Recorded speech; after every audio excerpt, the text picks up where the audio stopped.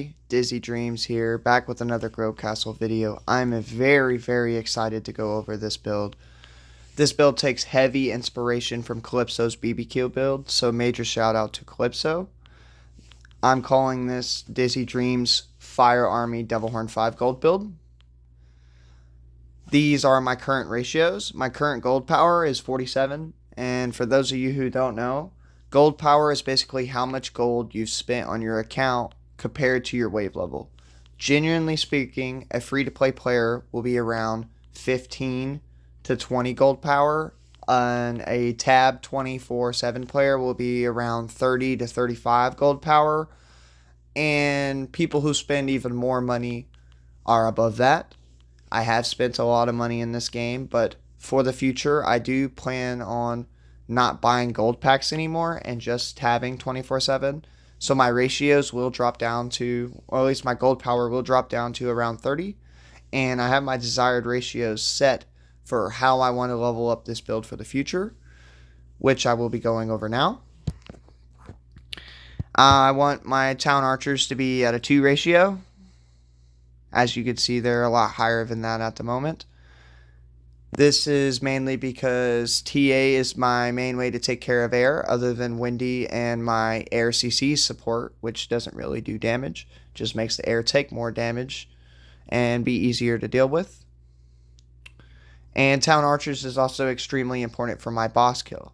This build only really has 2 boss killers in Town Archers and Succubus.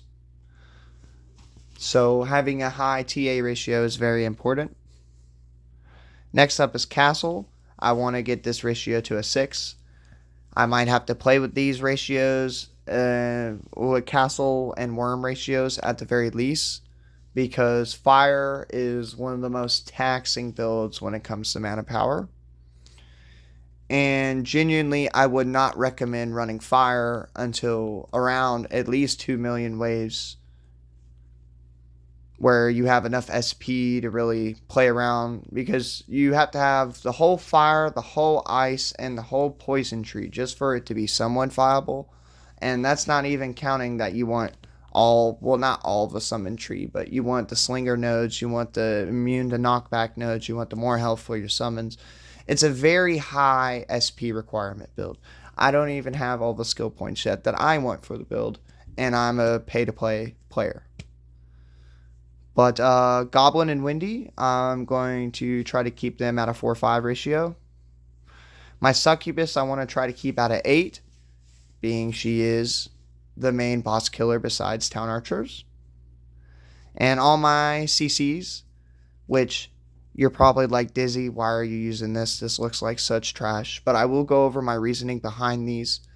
And I will also be showing another more safer variation with Paladins and Angels over Fire Flying Orcs and Fire Barbarians. But this build is extremely unique, and I do have a very valid reason in using these troops, which I will go over later. But last but not least, Worm. We want Worm to get more mana power, of course. 1% of the damage Worms deals gets converted straightly into our mana power bar, so having a high ratio in Worm is nice. I want to try to drop it down to a 3, but we'll just have to see how that goes. But yeah, without further ado, let's actually get into the game and show off what the build looks like and the skill tree and the items that I'm using. So first, I'm going to start off with the skill tree, because this build is very taxing. I have 146 skill points currently. You want to grab all of the fire tree. The most important nodes being, of course, all of Goblin's nodes, +1 TNT, 50% increased TNT factory, explosion radius, TNT damage. And then the next big nodes you want are the increased attack speed nodes for all your fire summons, and your fire heroes being Goblin and Windy. I use all of my summons to apply knockback and stun, so being able to boost their attack speed compared to other summons by 30% is a big reason why I run fire summons over other summons. And it also allows me to use orbs in a different rotation that work really nicely. Like when I run Angels, I can't use static fire slingers, but when I run Fire Flying Orcs, I can. Of course, the Windy node for 100% increased tornado damage. Then we make our way and grab the Hammer node. This is to increase Goblin's damage. Very major node. We grabbed a tower orb slot. This way we could put poison orb on our worm for more worm damage, more mana power. And of course the item slot so we can mule CDE to our towers. Then we make our way up to Summons, grabbing mainly the Slinger node and the more monsters node. When you have more skill points than me, of course, you're going to want immune to knockback and more summon HP. That'll just make your summons a lot more valuable in general. I make my way up here. I do use leader defense just to try to keep Solar alive. Now, there is a debate within the community with if Solar dies, do your fire heroes keep your crit chance buff? And Dev said that it doesn't, but genuinely people think it does, but when you apply Dark Skeleton, you lose it. So regardless, keeping Solar alive is important. So we run to leader defense node, and then of course we make our way to poison, grabbing the whole tree. Poisons deal damage 50% faster, more mana power steal, dealing poison damage 10%. Of course, all of the succubus nodes. Then we make our way up here, grabbing the staff node. This is major for Windy and succubus, just like how the hammer node is major for goblin. Then we make our way up, grabbing, of course, all the TA nodes. And then we'll finally make our way through Ice Tree, grabbing the Pointed Bow node to increase crit chance of all heroes by 5% whenever Dark Skeleton uses his skill. Grabbing 10% increased powder damage. This node actually increases Goblin's DPS, so it's very nice to have. And then, of course, making our way down, grabbing all the Windy nodes. Mainly tornado damage, duration, tornado damage. And the big one being tornadoes move from left to right. This will make Windy's tornado cover the whole screen and is really viable, like really needed if you want to use Windy. But that's the skill tree. Let's go over the heroes and the items. Dark Skeleton, of course, is to buff our TA. Gives us a flat 20% crit chance and 100% crit damage. And, of course, gives our heroes the 5% crit chance with that ice node. And if we can keep our mana power above 90%, our TA just gets a flat 10% damage increase, which is really nice. The items you'll want on Dark Skeleton, genuinely speaking, are double cooldown. But in late game, CDE lines are everything. So stack CDE where you can. Ideally, double cooldown CDE would be what you want. Slingers. Now we're using static slingers. Static fire slingers. And we're running knockback slow. The runes ideally you'd want are attack speed, and that goes for all your summons. That goes for fire barbs. That goes for paladins. That goes for angels. That goes for fire flying orcs. Just so they apply their CC faster. Fire barbarians. Now, where I am running a pure fire build, and I don't just use paladins for body blocking. I also use them to apply knockback and stun. And having that 30% increased speed compared to the 40% on paladins is pretty major. And I have such a good ground clear in Goblin and Windy combined that I can take the loss to run Fire Barbarians over Paladins. Especially where I get to run static slingers, where I'm not running angels. My ground clear is super efficient. So that is my reasoning in running fire barbs over paladins. Now, with running fire flying orcs, this gives me 100% guaranteed CC just to my air. I never have to worry about, angels going down on the ground and not being there. I just purely have slow and cooldown and stun for fire flying orcs. Attack speed is nice. We do run Orb of Agility just to make him have as fast attacks as he can, so he can apply as much CC as he can to our air. And I will be showing a setup when I do the waving with paladins and angels. Next up is Orc Band. This is a gold build. Orc Band gives us 20% more monsters. Ideally, you want double mana power costs with CD. That's the best items for Orc Band. Chrono. We use Chrono to increase our game speed, of course. Ideally, you want double cooldown mana power costs with CDE. Next up is our main boss killer in Succubus.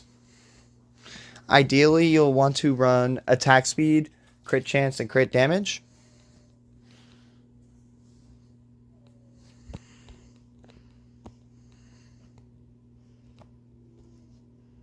I'm using the Orb of Luck just to increase her crit chance because I don't have 4 crit chance lines. And in general, just increasing her crit chance is very nice for waving. And we're running Succubus's AI on ground as compared to boss because it actually does more damage to the boss this way compared to running AI on ground. On boss. Next up, of course, Staples Necromancer. Just decreases the defense of all the monsters, and we're running double cooldown. I do not have double proc 24/7, but it only is 0.10 seconds faster than my Pure Wizard, so I do get 1 or 2 double procs of Necromancer per run.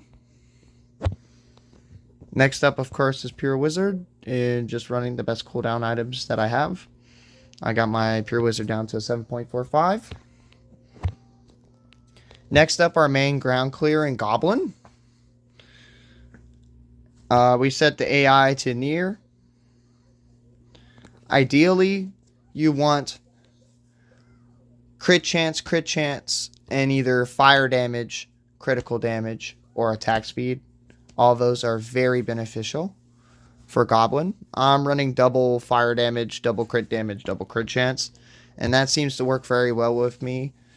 Just because I use solar and I get an increased 15% crit chance through solar to all of my fire units. The orb you'll want to use is the fire orb, just to max out his crit damage. And then, of course, the 2 majors for any gold build, Military Band Mail. Just plug CD here.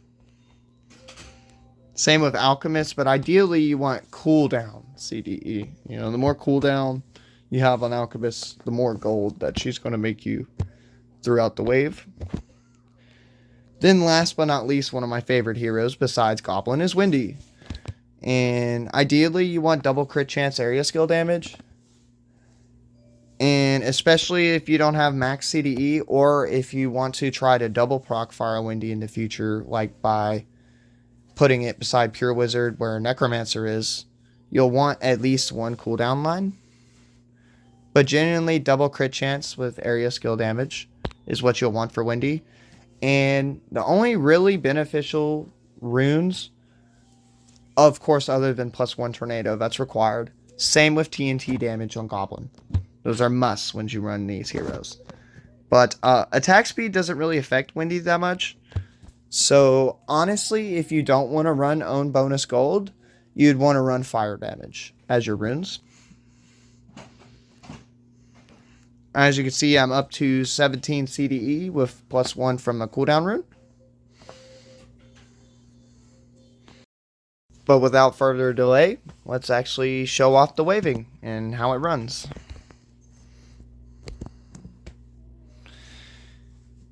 And I just think this build looks absolutely sick. Even if it isn't 100% the best way to run it versus Paladins and Angels. You got Static Slingers absolutely destroying your ground. Fire Barbarians applying massive CC at a faster rate than Paladins would. And you have 100% dedicated air CC through Fire Flying Orcs compared to ground Angels like teleporting to the ground and you have to worry about them not applying CC to the air. I have constant CC applied to my air through Fire Flying Orcs. And as you guys can see, this is running extremely smoothly.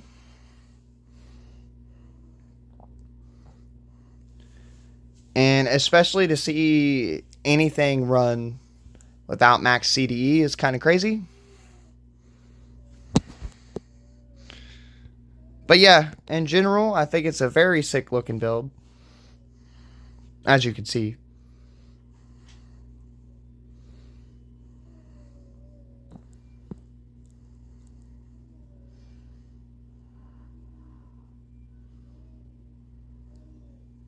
Gotta love fire, man.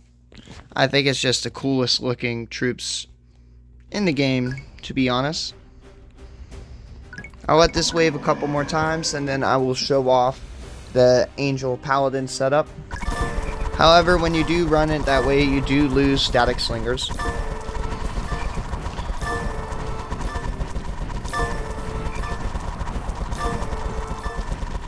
And static slingers help a lot with your ground clear in general, especially if you're using own bonus gold on Windy. I make a lot more gold this way compared to running Angel's Paladins. But yeah, let's show the damage report and then show the Angel's Paladin setup.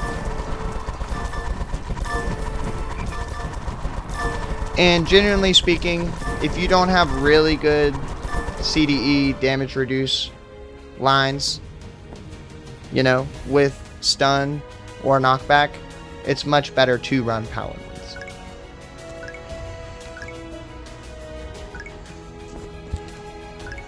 Then I take the exact same items I was using on Fire Flying Orc and put them on Angels. If you want to run Angels though, ideally you want double cooldown. Try to be able to get to proc them. Stun is nice, attack speed is nice. Of course, all summons, genuinely, most summons at least, you want attack speed. Paladins, you do want summon HP on the rune. So this way you run static on Angels, and then you put your attack speed orb on Slingers.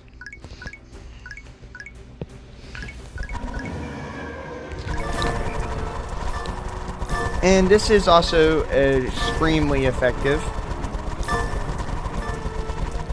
It could honestly have a higher wave per hour. And if you were trying to copy this build, I would suggest running it whatever way you feel is best. And whatever makes you actually enjoy watching your game. Because at the end of the day, who just wants to run it on a black screen? Once you get to that point, it's like, do you even care? You're just copying everything you see, not even trying anything. But, yeah, as you can see, it is an extremely effective build. And as you saw there, not running static slingers, some of the zombies did get punched through there. But yeah, let's look at the damage reports. Let's start with the original. Slingers will usually be 5 or 6. I have a really high worm, so sometimes worm does out DPS them, but genuinely speaking, the damage goes TA, Goblin, Windy, Succubus, Slingers. And my boss genuinely is TA, Succubus, Goblin, Slingers. Now, Goblin is not meant for bosses. Goblin can just do some crazy damage on bosses when they're grouped together. When they're not grouped together, it is pretty bad. But as you can see there, like, static slinger. Windy doesn't do boss damage at all. She just sometimes will hit the boss once and you'll see a little bit of damage there, but that's it.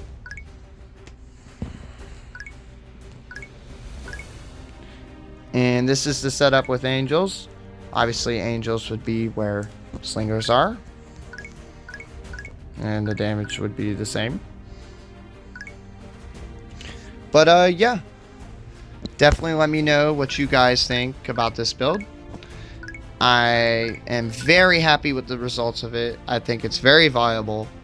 And I just think it looks really cool. And at the end of the day, who cares if you're not using the most viable thing on the planet? As long as you're genuinely enjoying the game. Like, do what you want, you know. It's just a game. If you're running lightning meta, you know, and you think it's absolutely dog shit, even though it's not. It's the best build for new players. But you're like, man, I don't want to run all this crap. I don't even like the way it looks. I'm not going to play the game. Then I don't see why we should discourage new players from experimenting with stuff. But yeah, I hope everybody has a wonderful day. I'm very excited to see the comments, to see what y'all think about this build. But yeah, everybody have a blessed day. Dizzy out.